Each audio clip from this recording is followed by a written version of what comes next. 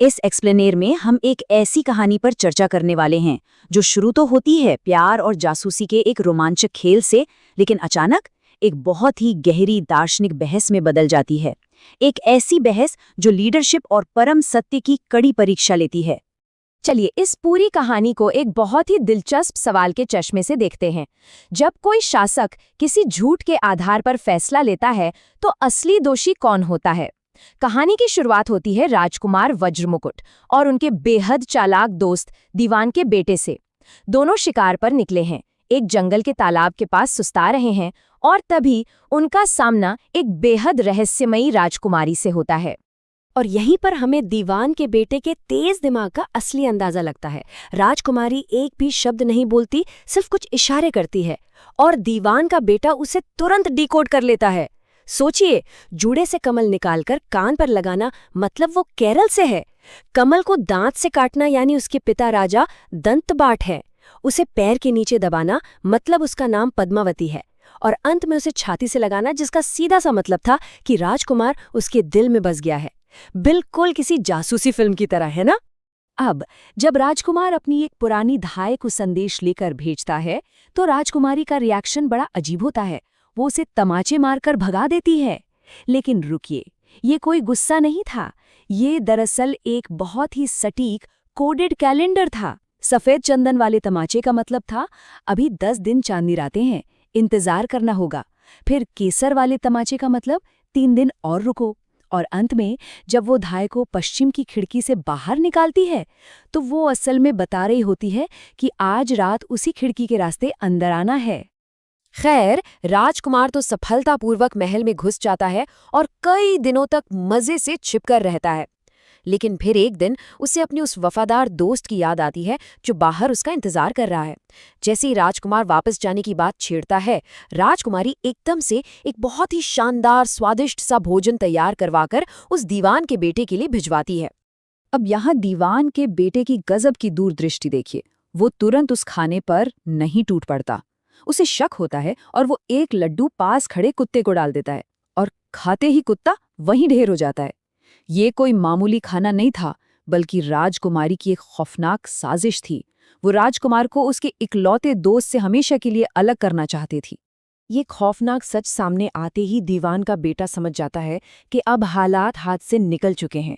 राजकुमार को इस जाल से बाहर निकालना ही होगा और इसके लिए वो एक बहुत ही डार्क और खतरनाक प्लान बनाता है। वो राजकुमार से कहता है कि रात को महल में वापस जाओ, सोती हुई राजकुमारी के गहने चुराओ और उसकी बाईं जांघ पर त्रिशूल का निशान दाग कर आ जाओ। प्लान के अगले हिस्से में कहानी एक बिल्कुल नया मोड़ लेती है। दीवान का बेटा अपना भेष बदलता है और शमशान घाट में एक तपस्वी योगी बनकर बैठ जाता है। उधर राजकुमार जानबूझकर उन्हीं शाही गहनों को एक स्थानीय सुनार को बेचते हुए पकड़ा जाता है। और ये सब, जी हाँ, ये सब उसी मास्टर प्लान का हिस्सा था। अब जब इस नकली योगी को राजा दंतबाट के सामने पेश किया जाता है तो वो बिना पलक झपकाए एक बहुत ही खतरनाक झूठ बोलता है। वो राजा से कहता है कि रात को शमशान में काले जादू का अभ्यास करने एक चुड़ैल आई थी और मैंने उस चुड़ैल की बाईं जांघ पर अपना त्रिशूल दाग दिया है। जरा सोचे, राजा को कैसा गहरा सदमा लगा होगा जब उसने महल में जाकर वास्तव में अपनी बेटी की जांघ पर वही त्रिशूल का निशान देखा। इस भयानक सच से टूटकर राजा अपनी ही बेटी को देश निकाला दे देता है और इसी अफरा तफरी का फायदा उठाकर दोनों दोस्त राजकुमारी को लेकर वहां से रफू चक्कर हो जाते हैं। लेकिन ठीक इसी मोड़ पर कथावाचक बेताल कहानी को रोकता है और हमारे सामने एक बहुत ही गहरा सुगराती प्रश्न उछाल देता है। इस पूरी घटना में असली पाप किसने किया? अगर हम इस घटना को ध्यान से देखें तो ये अपराध बोध का एक बहुत ही उलझा हुआ जाल है। चलिए हर किरदार को न्याय के तराजू पर तौलते हैं। राजकुमार ने अपनी लालसा के लिए नियम तोड़े, दीवान के बेटे ने अपने मालिक को बचाने के लिए एक बहुत बड़ा छल किया, कोतवाल ने तो बस अपना सरकारी आदेश माना। लेकिन राजा ने एक बिल्कुल अजनबी पर आंख मूंदकर भरोसा किया और अपनी ही बेटी को निर्वासित कर दिया। यहाँ हमें न्याय और कर्तव्य के बीच राजा की उस नैतिक दुविधा को समझना होगा। भले ही दीवान के बेटे ने भयंकर छल का सहारा लिया, लेकिन कूटनीतिक रूप से वो सिर्फ एक सेवक के तौर पर अपने मालिक की जान बचा रहा था। वहीं दूसरी तरफ राजा का राजधर्म क्या कहता है? एक शासक का परम कर्तव्य है सच्चाई की तह तक जाना। दीवान के बेटे का काम कूटनीति था, लेकिन राजा का काम तो निष्पक्ष और पूर्ण विवेक के साथ न्याय करना था ना। तो इस पूरी बहस का जो सबसे अहम और अंतिम फैसला आता है वो ये है कि सबसे बड़ा पाप राजा दंतबाट का ही है। क्यों? क्योंकि उसने बिना कुछ सोचे समझे, बिना कोई स्वतंत्र जांच किए, सिर्फ सुनी सुनाई बातों और बाहरी सबूतों को देखकर इतना बड़ा फैसला ले लिया। उसने अपने पद की जिम्मेदारी को ही भुला दिया।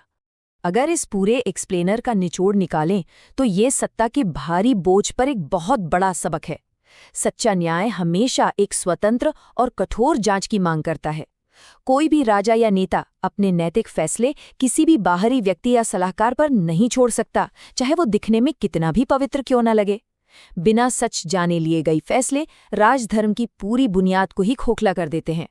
इस चर्चा को खत्म करते हुए एक बहुत ही प्रासंगिक सवाल जहन में आता है। आज के इस दौर में जहां सूचना पलक झपकते ही फैलती है और तुरंत फैसले सुना दिए जाते हैं, क्या आज के हमारे लीडर्स भी उसी न्याय की परीक्षा में फेल नहीं हो रहे हैं जिसमें सदियों पहले राजा दंतबाट फेल हुए थे? ये कहानी कोई पुरानी कथा भर नहीं है। ये आज भी सत्ता, जल्दबाजी में किए गए न्याय और असली राजधर्म पर एक बहुत बड़ा सवालिया निशान